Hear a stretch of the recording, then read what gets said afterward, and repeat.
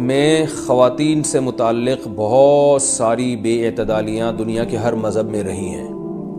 یہودی کیا کرتے تھے کہ حالت حیض میں عورت سے بالکل کنارہ کشی اختیار کر لیا کرتے تھے، اس کے قریب بھی نہ جانا، اور کھانا پینا بھی الگ اور جھوٹا بھی الگ۔ تو بعض مذاہب میں کوئی فرق ہی نہیں تھا کہ حالت حیض عورت پاکی کی ایام میں۔ تو جب اسلام دنیا میں آیا تو صحابہ کرام کو یقیناً یہ خیال پیدا ہوا کہ بھئی اب اسلام کے اس بارے میں کیا احکام ہیں کہ جب خواتین مینسز کی حالت میں ہوتی ہیں شادی شدہ، تو کیا ہم ان سے ہم بستری کر سکتے ہیں یا نہیں کر سکتے، کیا اس کے احکامات ہیں۔ تو اللہ نے صحابہ کے سوال کو اور پھر اپنے جواب کو قرآن مجید کا جز بنا کے نازل کر دیا۔ وَيَسْأَلُونَكَ، اور یہ لوگ آپ سے سوال کرتے ہیں عن المحیض، حیض کے بارے میں۔ تو حیض کے بارے میں سوال نہیں تھا، اصل میں سوال یہ تھا کہ حالت حیض میں زوجہ سے ہم بستری جائز ہے یا نہیں ہے، تو قرآن نے اس کی طرف اشارہ کر دیا۔ قل، اے نبی آپ ان سے کہہ دیجئے، ہوا اذن، اذن اصل میں تکلیف کو بھی کہتے ہیں، گندگی کو بھی کہتے ہیں۔ تو یہاں گندگی مراد ہے کہ وہ گندگی ہے۔ فَاعْتَزِلُوا النِّسَاءَ، لہذا عورتوں سے دور رہو، فی المحیض، حالت حیض میں۔ وَلَا تَقْرَبُوهُنَّ، اور ان کے قریب مت جاؤ، حَتَّى يَطْهُرْنَ، جب تک کہ یہ پاک نہ ہو جائیں۔ تو اس میں قرآن مجید نے جو لفظی ترجمہ ہے وہ قرآن کی آیتوں کا یہی ہے کہ ان سے کنارہ کشی اختیار کر لو، لیکن احادیث سے ہمیں پتہ چلتا ہے کہ یہاں کنارہ کشی اختیار کرنا یہ کنایہ ہے ہم بستری کرنے سے، یعنی ان سے ہم بستری کرنا تمہارے لیے جائز نہیں ہے۔ کنارہ کشی سے وہ جو یہودی کر لیا کرتے تھے وہ مراد نہیں ہے یہاں پہ، اور اس کی تفصیل احادیث میں۔ تو قرآن نے چونکہ صاف لفظوں میں جماع کا ہم بستری کا ذکر نہیں کیا تو صرف کنایوں سے کام لیا ہے قرآن مجید نے۔ فَاعْتَزِلُوا النِّسَاءَ، ان سے اعتزال کرو، یعنی دور رہو ان سے۔ دور رہنے کا مطلب صرف دور رہنے سے یہ مراد ہے، صحیح حدیث ہے، نبی صلی اللہ علیہ وسلم نے فرمایا اصنعوا کل شیء الا النکاح، حالت حیض میں اپنی زوجہ کے پاس تم جا سکتے ہو، سب کچھ کر سکتے ہو سوائے جماع کے۔ تو انٹرکورس جو اسے کہا جاتا ہے وہ حلال نہیں ہے۔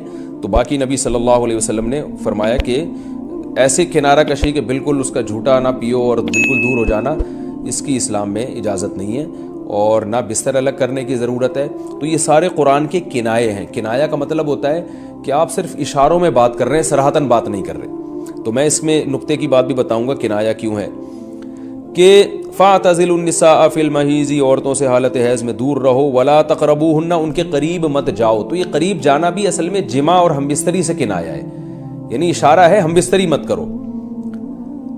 تو جماع کا صراحتاً ذکر نہیں کیا جا رہا، تو مراد وہی ہے کنایہ، کنائے میں بات کی جا رہی ہے۔ ایک جگہ قرآن میں آتا ہے لا تقربوا الزنا، زنا کے قریب مت جاؤ۔ تو ممکن ہے کسی کو اشکال ہو کہ وہاں تو ہم یہ کہتے ہیں کہ زنا کے قریب بھی مت جاؤ، تو وہاں قریب نہ جانے سے ہم حقیقی معنی مراد لیتے ہیں کہ بھئی زنا ایسا کام کرنا جو زنا یعنی زنا تک لے کر جاتا ہے وہ بھی تمہارے لیے حرام ہے، تو وہاں تو یہ ترجمہ کرتے ہیں۔ تو یہاں بھی وہی ترجمہ ہونا چاہیے، ولا تقربوهن، ان عورتوں کے قریب بھی مت جاؤ۔ یا مطلب کیا ہے کہ اس گھر میں بھی نہ رہو، اس کمرے میں بھی نہ رہو جہاں تمہاری جو بیوی رہتی ہے جو مینسز کی حالت میں ہے۔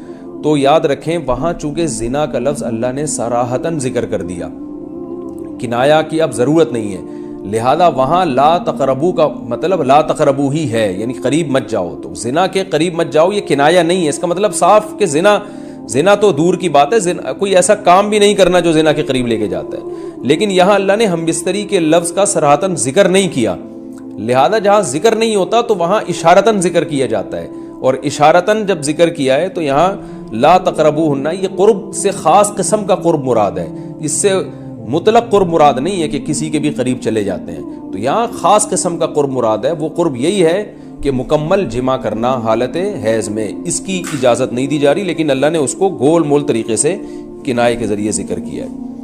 حتی یطہرن، یہاں تک کہ وہ پاک ہو جائیں۔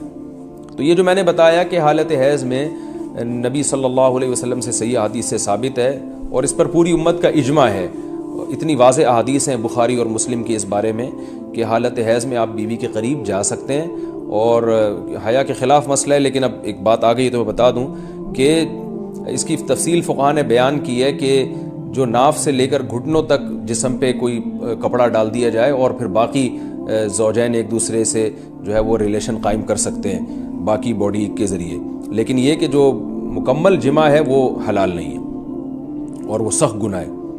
آگے اللہ نے ارشاد فرمایا فَإِذَا تَطَهَّرْنَا، پس جب وہ مکمل پاک ہو جائیں، فَأْتُوهُنَّ، تو پھر تم ان کے پاس آؤ۔ اب یہ بھی دیکھیں ان کے پاس آؤ یہ کنایا ہے جمع سے، یہ نہیں کہ آپ کی زوجہ جو ہے وہ جب حیض سے پاک ہوئی ہے تو آپ اب اس کے پاس جا کے چائے پی سکتے ہیں، وہاں بیٹھ کے کھانا کھا سکتے ہیں، یہ مراد نہیں ہے، یہ سب کنایہ اور اشارتاً قرآن بات کر رہا ہے۔ فَأْتُوهُنَّ، تو ان کے پاس آؤ، یعنی مطلب ان سے تم جمع کر سکتے ہو، جمع کرو ان سے، من حیث امرکم اللہ، ایسے جیسے اللہ نے حکم دیا ہے۔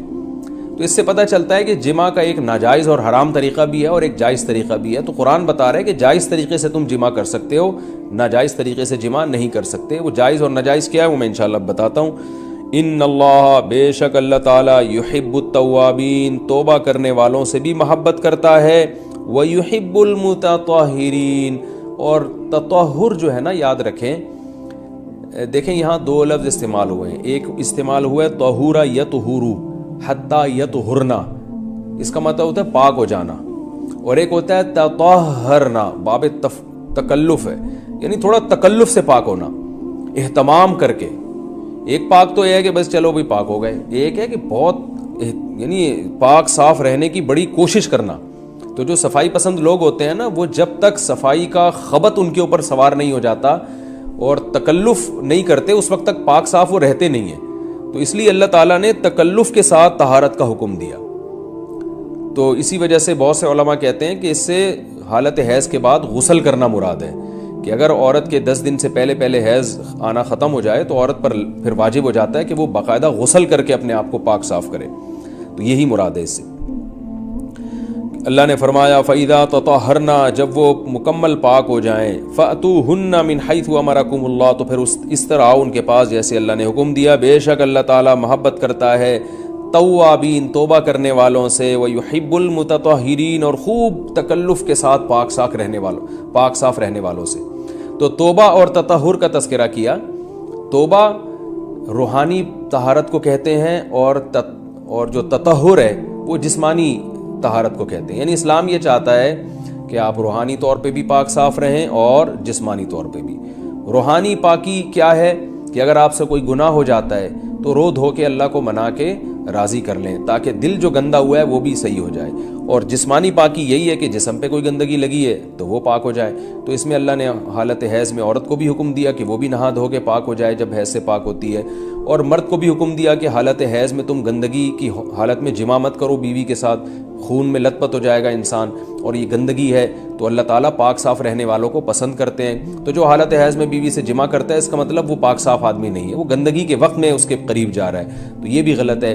اور اگر خدا نخواستہ کسی سے ایسا ہو گیا ہو تو اللہ نے توبہ کا حکم دیا کہ توبہ کر کے اللہ کو مناؤ، کیونکہ روحانی طور پر جو گندگی ہوئی ہے اس سے بھی تمہیں پاک رہنا ضروری ہے۔ تو اللہ کو اچھے لوگ، پاکیزہ لوگ پسند ہیں۔ تو حالت حیض کی آیتوں کے بعد اللہ نے یہ اس لیے حکم دیا تاکہ اس عمل کے دوران گندگی